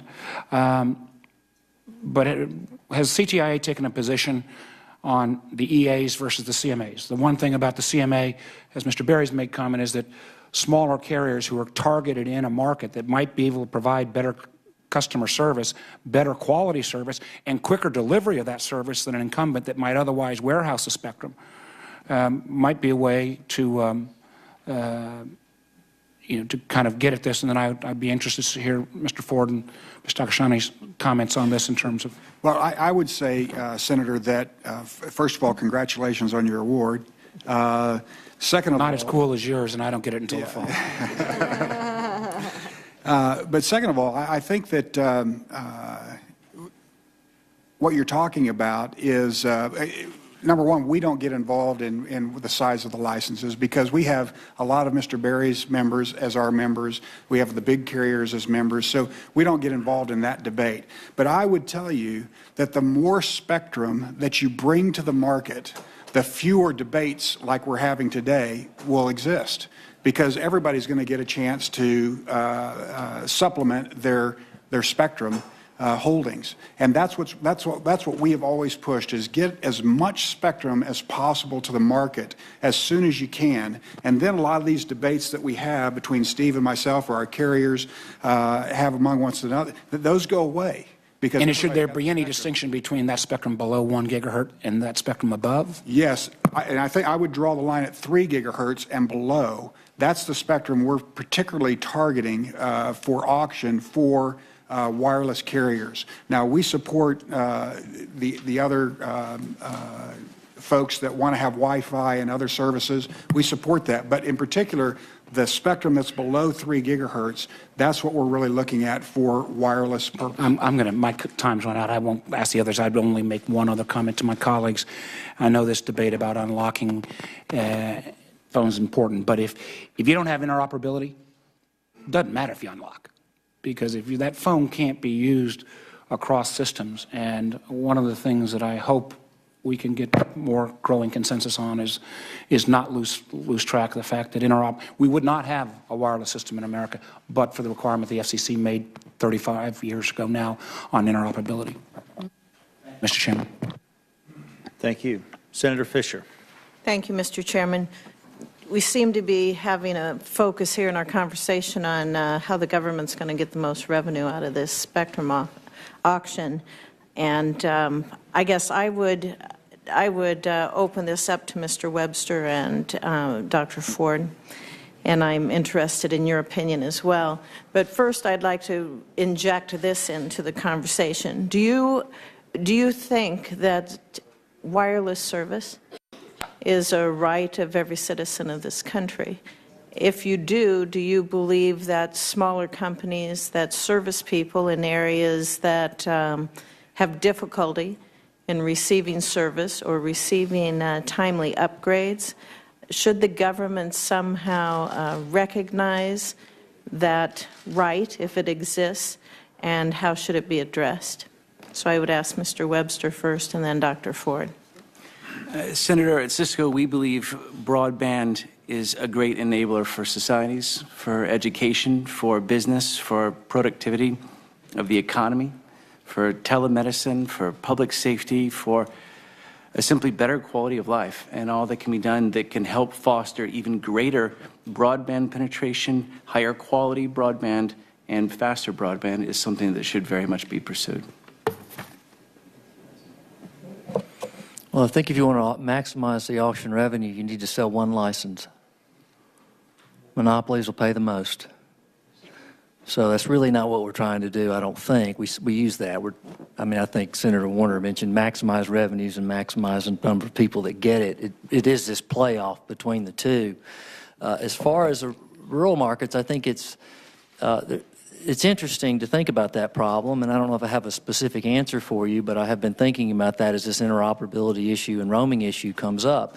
If you take roaming, for example, the argument for roaming is we have to force these larger carriers that are everywhere, nationwide networks, to permit smaller companies who don't have nationwide networks to use their networks, because if they don't, there's no demand for the service, which is essentially saying there's no demand for local mobile wireless service. It's a national market. So to some extent, if we keep imposing these rules, we are creating entities that really don't fit into what the market really may be. Okay, so that's an interesting problem. It's sort of that way with interoperability as well. If having a certain market share or operating in certain places is what drives the equipment market, if you're not in that space or you're not big enough, then are you the right type of firm to serve this market? Can you serve the market efficiently? And I guess as someone who worked for a unbundled element CLEC, I'm a little bit worried about business plans that hinge on government promises and rules rather than the underlying fundamental economics of the business. And I think we're getting into that area a little bit, but I can understand why people would say, well, they're not going to get served or something like that. But I think that's sort of a secondary market problem. If the larger carriers don't want to serve the rural markets, then why wouldn't they allow someone else to use their spectrum? And I think we need to study carefully what it is about the secondary market that is keeping firms out of it to address many of these problems. And Mr. Berry, do you think some of those ideas that we just heard from Dr. Ford are going to help with access then to rural areas, or do you have other suggestions on how we can improve that access? Yes, I don't agree much of anything with what Mr. Ford just said. If you're in rural America and you want access to wireless, I think whether you consider it a right or not, I think there are competitors out there that would like to provide it. And what we've seen is the smaller carriers are willing to build out that most difficult to reach, most costly build out and service those few customers because that's their business model. The larger carriers, it's barely a decimal on their profit sheets. And it would be the last place that they would build out unless there were build-out requirements. In Germany, they actually did a reverse build-out. You had to build out the rural areas first. Of course, Germany, there's not a whole lot of rural areas compared to the United States. But there are countries in the world that address that. Canada has addressed it in their latest 700 megahertz. Build out the rural areas first before you get to the metropolitan areas. I don't know that's what we would do, but there are ways with government suggestions that you can ensure that every consumer has the access to broadband. And we did a study a year and a half ago that showed that in rural America alone, out of the 14 states, 19 states that had less than 90% penetration, if you were to build out mobile high-speed broadband, you'd actually increase the median income of every family in that state by as much as 5%. Now, that's the type of growth in rural America we'd like to see, and that's the type of job promotion. Over 110,000 jobs created just in rural America with a mobile broadband build-out. Those are the types of economies of scale that may not show up in a flat economic study about what we should or shouldn't do. Senator, could I add just one thing to that? My time's up. Well, I was just going to say, today, LTE is the 4G technology that wireless is providing. And today, 90% of people in this country are covered by that LTE network today. So we're talking about another 10%. And this is a technology that's just been around for less than 18 months. So we're rapidly covering the country. That's the 10% that we're talking about now that I think will be covered in the near term. Thank you. Thank you, Mr. Chair. No, thank you. So our next two senators would be Senator Johnson and Senator Nelson. Senator Johnson. Thank you, Mr. Chairman. I love it when people agree on things, and it looks like we're all agreeing on we need more spectrum. So kind of going down anybody wants to chime in, starting with Congressman Largent, what is the greatest roadblock? What's the number one stumbling block to creating more spectrum? Well, I'd answer two things. One is on the auction that's immediately scheduled to occur in 2014. One, we have to keep it on schedule, and that's going to be a challenge with the vacancies at the FCC today. Secondly, the additional spectrum that we need beyond the broadcaster spectrum, even with going back to the broadcaster spectrum, there's no way to assure how much spectrum is going to be available because they may not buy into it. Now, our companies are working with the broadcasters, trying to erase as many difficulties as we possibly can to try to free up 120 megahertz of spectrum if we can. I don't know if that's going to be possible. Put that one on hold and watch and see. In addition to that, though, we're going to need, if we get to the 500 megahertz of spectrum that was called for in the National Broadband Plan, then we have a lot of work left to do. And the government is not always willing to part with the spectrum that they have. Of all the usable spectrum that there is, the government owns 70% of it. So 30% we have, or Wi-Fi has, or somebody else has other than the government, 70% they have.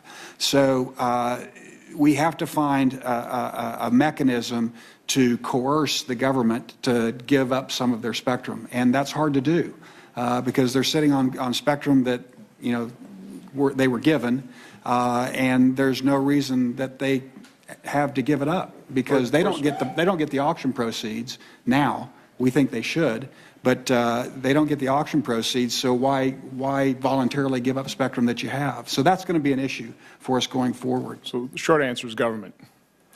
The government has a lot of spectrum. We need to try to figure out a way to free it up. And government's not that easy to coerce. Mr. Berry. I agree with Steve that there's two areas to look at. You go where the vast majority of it is, and one is the government owns an exceedingly large amount of spectrum, and they do need to be much more efficient, and we do need to find a way that we can move them out where they're compensated. And actually, when you think about it, they get new devices, they get new technology.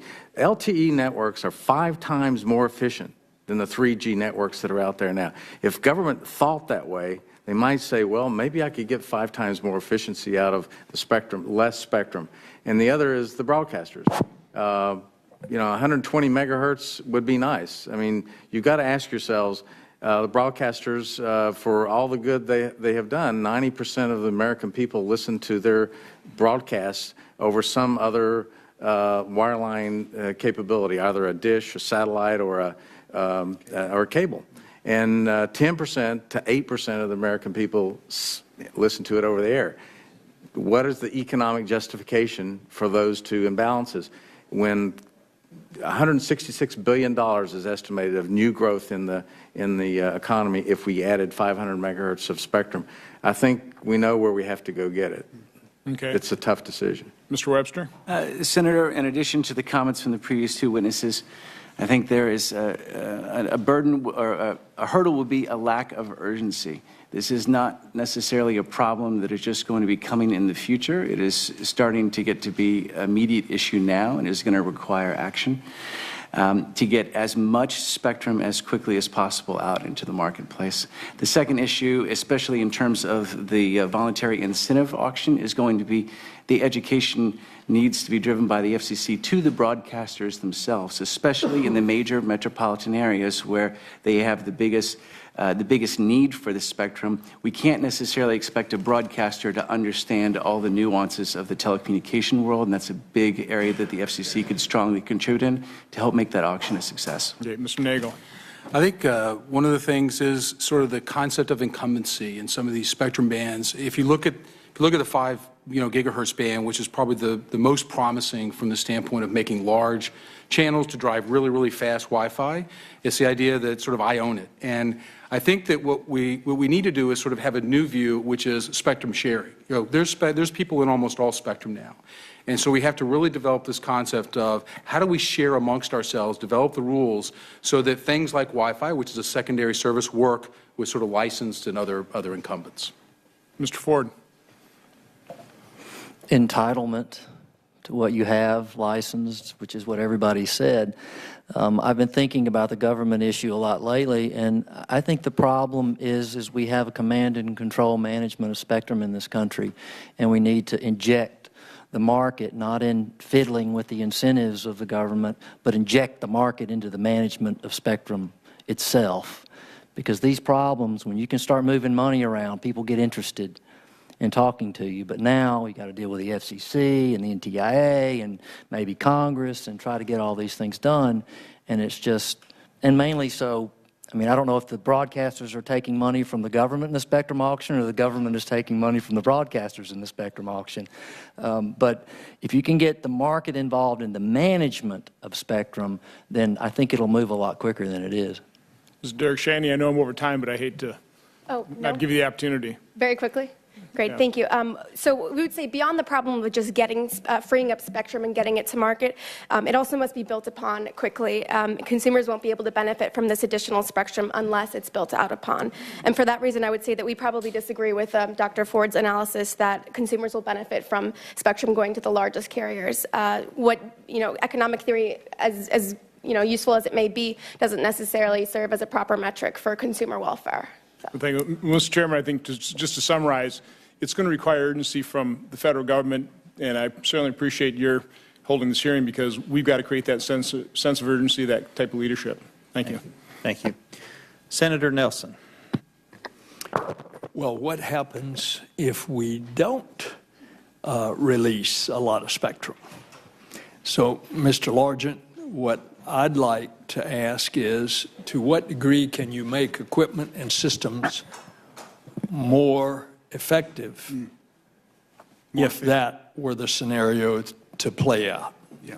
Well, I would rely on the experts on that, and so I look to a company like Qualcomm who builds efficiency into wireless networks, and their CEO said at our show, not this year but last year, that we are fast approaching the time where we've gotten all of the efficiency out of the market that's available.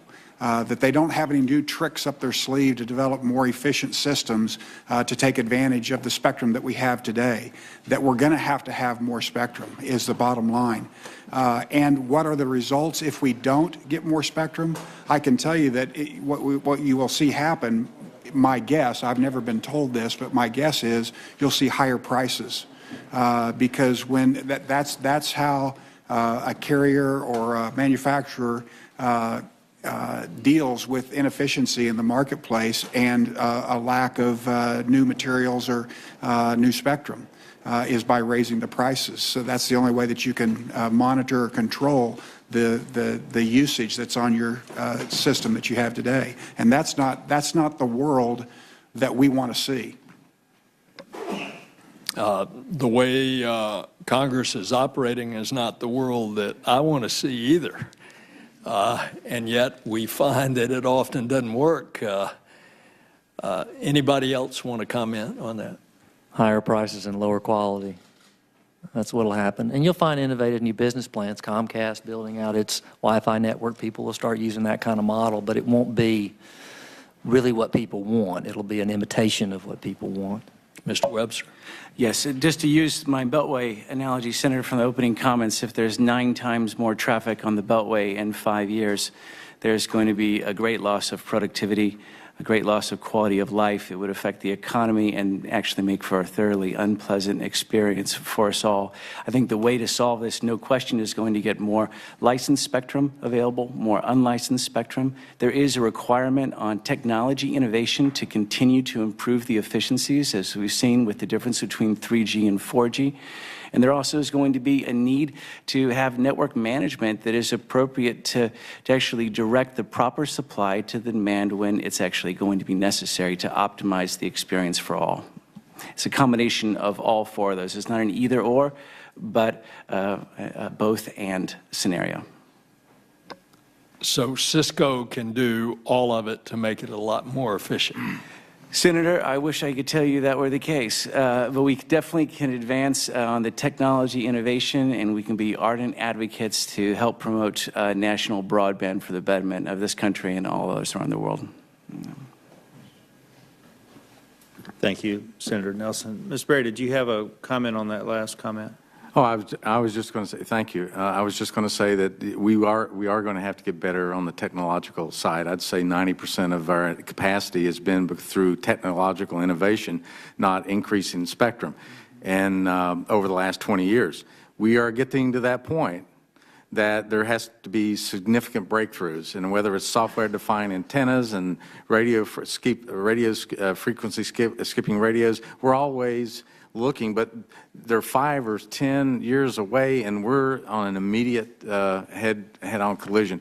There's other things that we can do right now to, especially in some areas, to enhance the efficiencies of the spectrum that's currently there.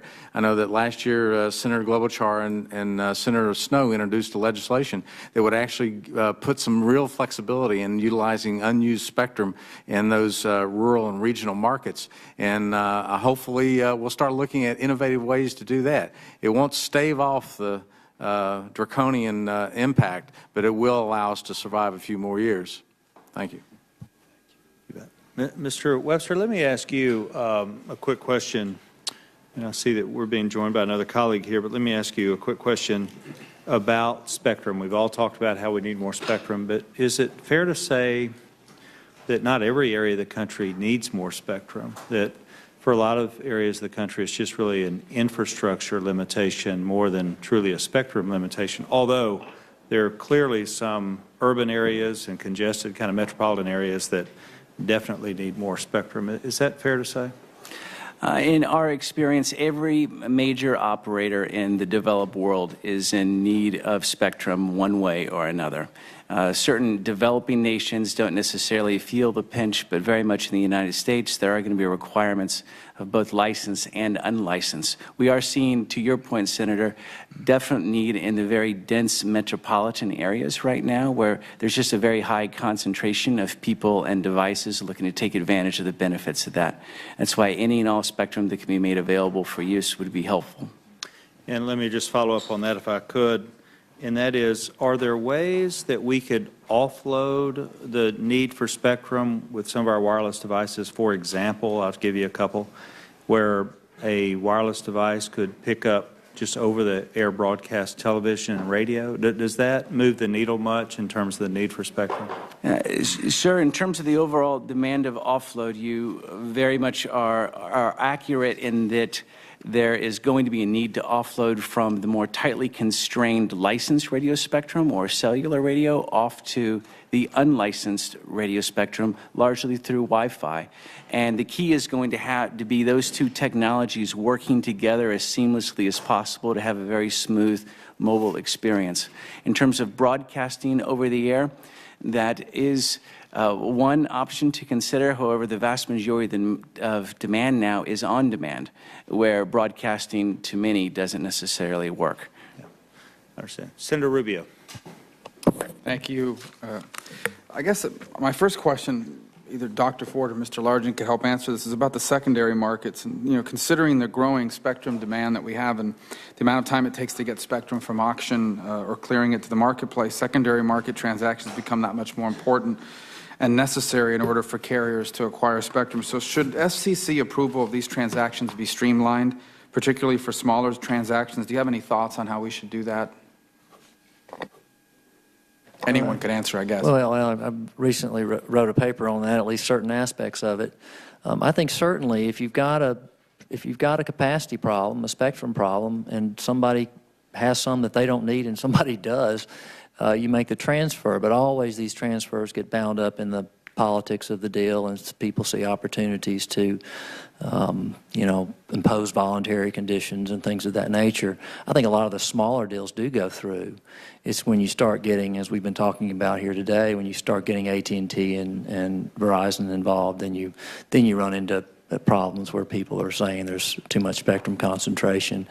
But the FCC has been a little slow, but they've actually approved deals recently without too many conditions on them, so there's some help there. But there are many. That secondary market issue needs to be figured out and resolved, and I don't know all the problems with it, but it's not working as well as it should. You raised the issue in the secondary market. Secondary market is not actually working for the small carriers right now because they're always being outbid by the largest carriers because spectrum is at a premium need. And if you look in the last 2 years, over a little less than 1,200 license transfers, 800 license transfers went to AT&T and Verizon. In the last year, 300 license transfers went to AT&T and Verizon with under 1 gig in the spectrum.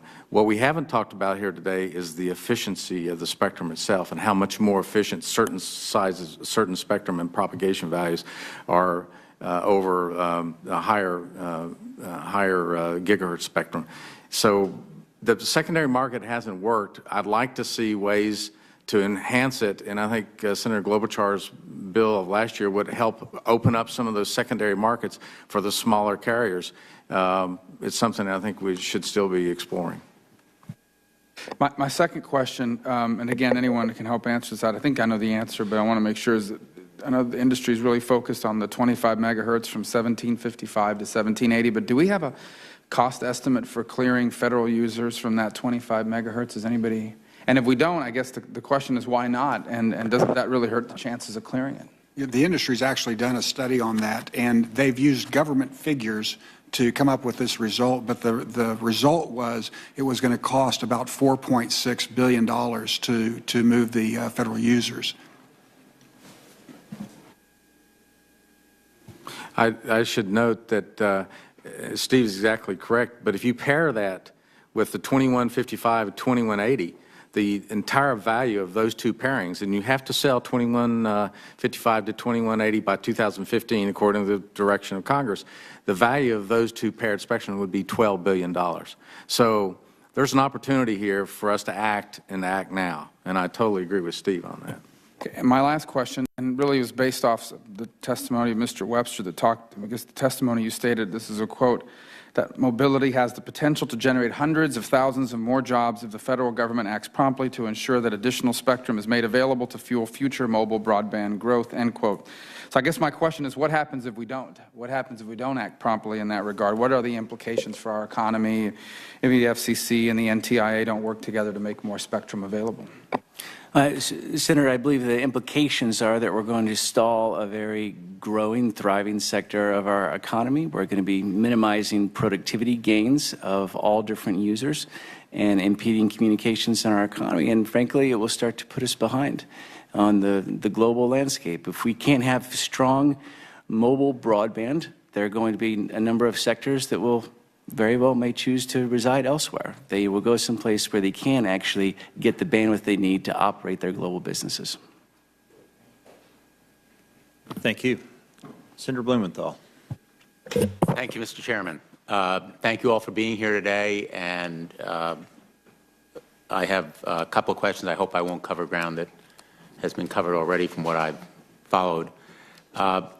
Let me sort of pick up on a point that Mr. Berry was making about the differences in spectrum. Not all spectrum is created equal, so to speak. And the Department of Justice recently wrote to the FCC, as you know, to ask that the FCC weigh in on exactly this issue, on how the Commission can structure its spectrum policy to encourage competition and promote consumer benefits. And the DOJ noted that just like in real estate, some spectrum is the equivalent of beachfront policy and others less desirable. So my question is, since the beachfront property, so to speak, is already heavily concentrated, I think 78% of the spectrum below 1 gigahertz belongs to or is controlled by AT&T and Verizon. Let me ask both Mr. Berry and Mr. Largent, what can be done to put more sensible limits on spectrum consolidation before reviewing mergers? Do you think that there ought to be limits in reviewing mergers or conducting auctions on approving other spectrum license transfers? Should the FCC account for the differences in the quality of spectrum, particularly in low and high frequency spectrum, in making those kinds of judgments? Well, yeah, Senator, the ideal situation for a carrier is to have both high band and low band spectrum. One is better for when you're dealing with concentrated users, and the other and another type of spectrum is better to cover broad areas in rural communities.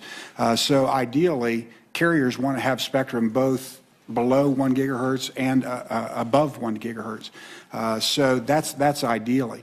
But I would say we have carriers on both sides of this, and so it's kind of it's an issue that we don't deal with at CTIA because there's not a unified position within the industry about the direction that we should go.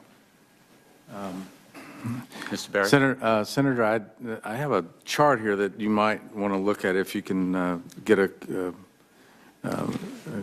clerk to provide you. It's actually a coverage comparison on the value of spectrum, and courtesy goes to Verizon for putting this together. I think they did this for one of their stockholder meetings. But it shows that there is a significant difference in the value of low-band spectrum and high-band spectrum. Matter of fact, the build is 4 to 5 times as many towers to cover the same amount of spectrum if you have high band versus low band. And this 600 megahertz spectrum that's coming available is absolutely prime real estate. And that's why I think that the FCC should do 2 things. One, they should finish the spectrum aggregation proceeding that they currently have, identify what is a spectrum amount that is acceptable in every market, and then they should put a trigger, a double trigger in there that says if you're in a market where you're exceeding or about to exceed the spectrum trigger, then you ought to be able to justify whether or not you need the spectrum or not. I think those 2 things put in place for the auction would probably end up limiting certain markets that AT&T and Verizon could could accumulate over a certain spectrum amount of spectrum, and that would go a long way to making sure that smaller, immediate and intermediate-sized regional carriers could actually buy the spectrum that they need to continue to be competitive. So you think there should be some kind of sensible limits or controls or? I think it'll bring certainty to the market, and hopefully it will keep AT&T and Verizon bidding in the market, and hopefully we'll have an ecosystem that everybody can participate in. So yes, I do believe there should be some type of gating mechanism so that one carrier cannot walk away with the pie. Let me shift to text messaging. Maybe you can explain, Mr. Largent, why there is a discrepancy between the low cost of transmitting text messages for the mobile carrier and text messaging rates, which seem to be increasing. Well, I can tell you that I personally, my rates aren't increasing, and it's not because I'm the head of CTIA. My wife's rates aren't increasing either because we have an all-you-can-eat plan. And the majority of Americans have a plan similar to that, where they pay one fee. I think it's... my understanding is that actually most consumers, or many of them, are paying more for text messaging. Over the past several years, carriers have been offering fewer options in text messaging plans and at higher rates. Most carriers now compel consumers to choose between a $20 a month unlimited text messaging plan or a per message rate of 20 cents. So the options are fewer. You may have chosen one where the cost incrementally does not rise, but for other consumers, text messaging costs are increasing And the point is that the costs for the carrier are not increasing. Well, what I would say is the great thing about this innovative industry, there's always ways that you can get around that as well. There's many applications you can download on your phone where there's no cost to text message. So I just think in this really creative, competitive, innovative industry, there's ways to work around these different issues that consumers have. And frankly, that's why this industry, to me, is so exciting and fun to be a part of. Well, you should talk to some parents. You've talked to your wife. You should talk to parents. I don't know whether you have children who have to pay their children's cell phone bill. And that per message rate, if that's the one that they choose, can add up pretty quickly. And the point here is that maybe there should be lower cost options for that per message rate. Right, and that's what I'm saying. There are lower cost options that are available. So it's just a matter of the consumer finding those out. It's not like they're hidden. If they look for them, they'll find them. My time has expired, but I do appreciate your being here. Thank you very much. Thank you. Senator Klobuchar, thank you for your Thank you. I just want to follow up, no questions, but I'm one of those mothers that didn't want to get the unlimited texting because I didn't want my daughter to unlimited text, and I know what those higher bills are like, so thank you. And I still haven't changed, and I hope that she'll change. The questions I had was on spectrum, and we've talked a lot today about how there's just this growing demand for spectrum. We all know that. And with this increased discussion about relocating government spectrum users in order to increase spectrum available for commercial, for consumer broadband usage, I know that Commissioner Rosenworcel has suggested providing financial incentives to government agencies to participate in relocation. And as I understand it, she has proposed allowing agencies to reclaim a portion of the revenue that would come from auctioning off their spectrum, and this would be used to relieve the significant budget pressures facing all federal agencies. Could you explain, Congressman, if you envision such a proposal could work? I think it absolutely can work, and I support that. And I've relayed those comments to the commissioner about that. I think it's a great idea. Okay. Anyone else want to comment? Yes. Actually, we did that in the 2001-2002 when we cleared 1710 to 1745. I was at CTI at the time, and we passed legislation that authorized the DoD to actually get reimbursed for the cost of their new capabilities moving to a different slice of spectrum. And I agree with Steve, Mr. Largent, that it will be helpful, and we ought to try it because we need to get more spectrum out of the federal government for sure. Okay. Anyone else? Okay. I'm the chair of the Next Gen 911 Caucus, and we're always looking for ways to improve public safety. Clearly, interoperability and the whole spectrum issue will be helpful. And we've got in our state about 27% of the Minnesotans living in rural areas, but almost 70% of our motor vehicle accidents occur in rural areas. And we know there's a number of reasons for this disturbing fact, but could you speak a little bit about the public safety implications of widespread access to wireless networks, especially in terms of decreasing response time? And could you discuss, maybe either of you at the end there, how your members are working with the FCC on the implementation of text to 911 services, which we know a lot of people are now using text to communicate with 911? Sure. We're actively working with the FCC to participate in the 911 panel that they have, the committee. And you know, my hope is that we can expedite this process. We have done a lot of work, and frankly, though, a lot of work still needs to be done on the government side of the equation to get them caught up in terms of the equipment that they have and the ability to receive information from wireless carriers that they can't now. So that really is one of the most inhibiting factors in delivering next generation 911 service is their ability to receive the information at those centers that you're referring to. You want to add anything, Mr. Berry? Yes, we too are working with the FCC and actually have are complying with the text, the bounce back, for text 911 bounce back, and the smaller carriers may take them a little longer, and I think we're working with the FCC to actually be able to meet the NG 911 requirements. But it's absolutely right. With that capability comes a responsibility, and our carriers, I think, are stepping up to the plate. But Steve is absolutely right. It would be nice to have PSAPs and the public service or public answering systems compliant also. Very good. You raised, Ms. Derek-Shawnee, about the issue of cramming earlier in your testimony, and I know there's intricacies to the wireless industry, but at the same time, I've seen consumers show me their bills in Minnesota, not just on regular phones, but also on the wireless. And I know the FCC is looking into this. And how underreported do you think it is? I just know we had a Lutheran minister who went through his bill every single day and then found it. And I just don't think everyone's doing that and looking at their bills that carefully. Absolutely. We think this is a very big, important issue. We've been alerting our readers to the practice of cramming and alerting them and telling them to carefully look at their bills every single month. But the fact is that when a consumer does not anticipate these charges, when a consumer does not initiate a request to have these charges, they're not looking for them.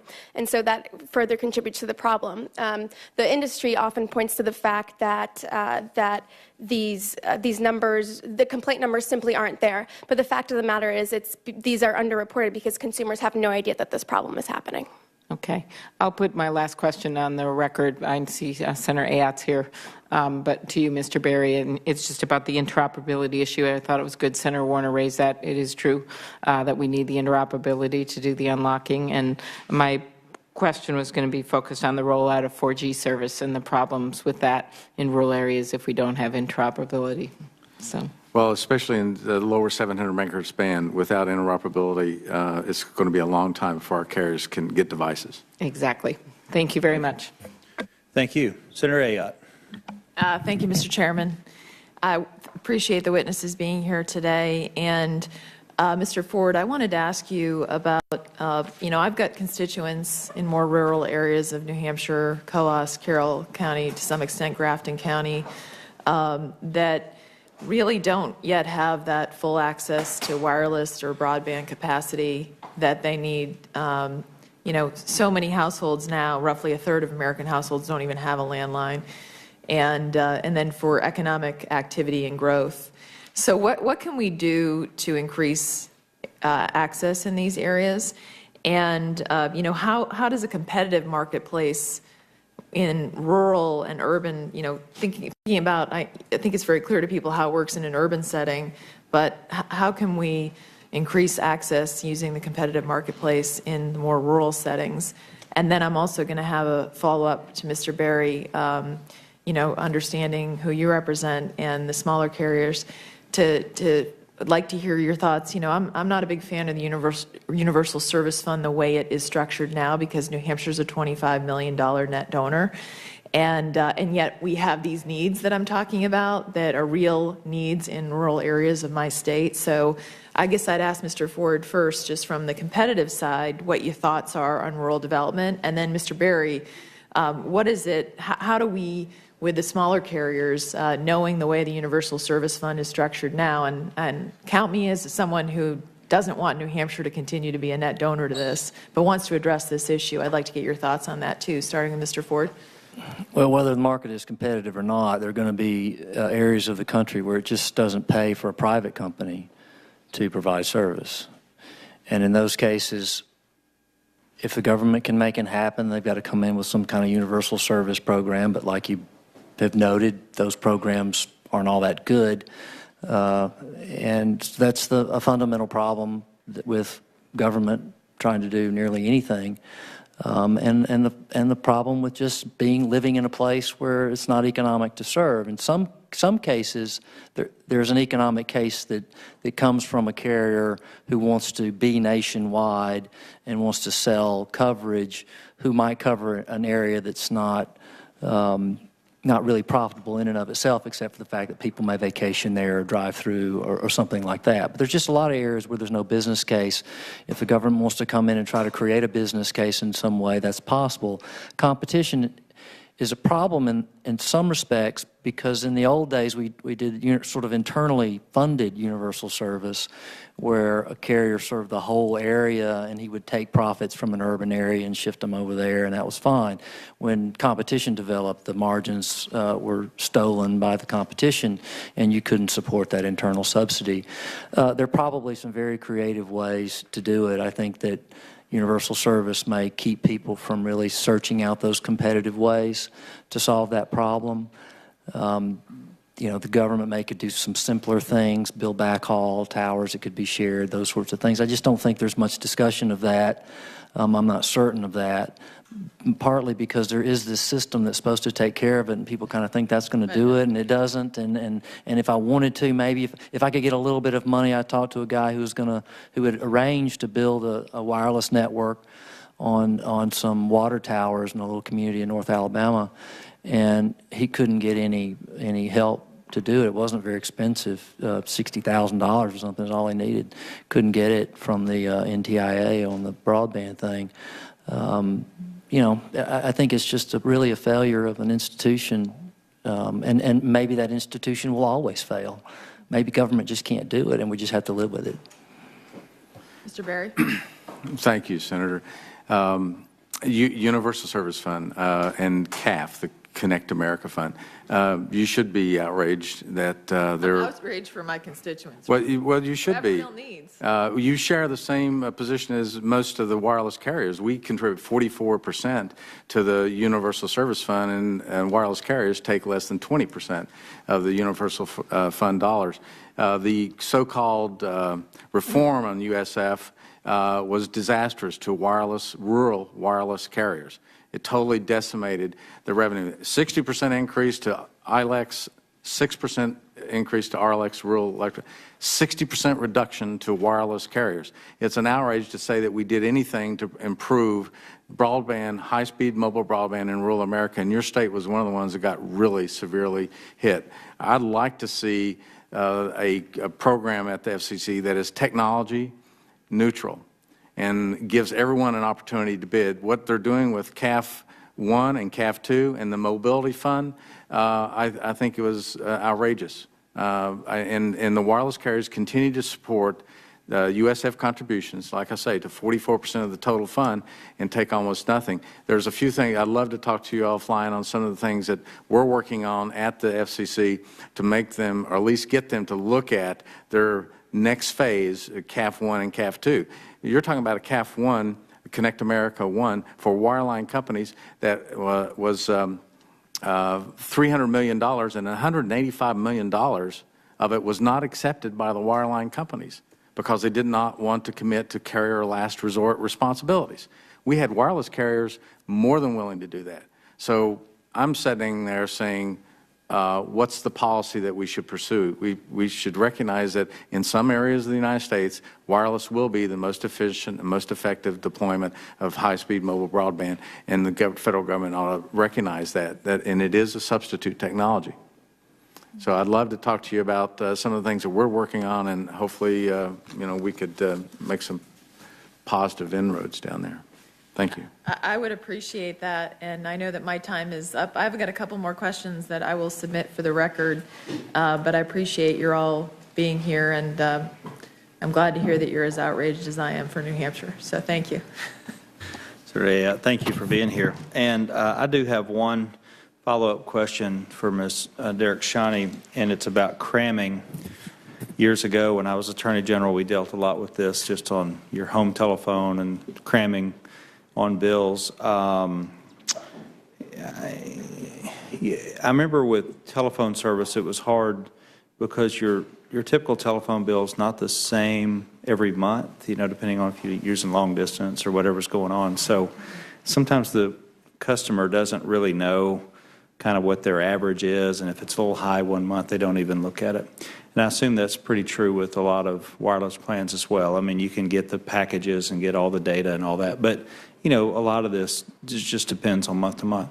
So the question is, do you think that the wireless companies should do something proactive, like, for example, maybe send a text to their customers when something is placed on the bill so the customer can be notified and see it and verify it?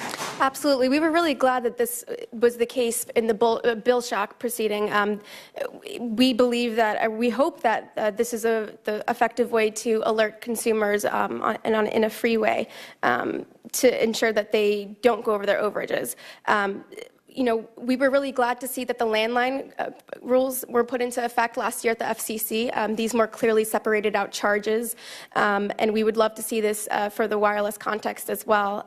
But I really do think that carriers play an active role in ensuring that consumers are provided with the tools and the information that they need to not only make meaningful choices, but to also protect themselves against abusive practices. So yes, I do. Thank you. Well, I want to again thank the panel. We've kept you for 2 full hours. I don't think that was our intention, but I think we had 12 senators come and ask good questions, and a couple, 3 ask 2 rounds worth. So I want to say thank you very, very much for your participation today and your preparation. This is going to conclude the hearing, but what I want to say before I drop the gavel is that we will keep the record open for 2 weeks, and members can submit questions, and some of them said that they would submit questions, so we appreciate you all getting back with us as quickly as you can once those questions come in. Again, thank you all for your participation. You're outstanding and really helped the subcommittee understand the lay of the land when it comes to wireless. We're adjourned.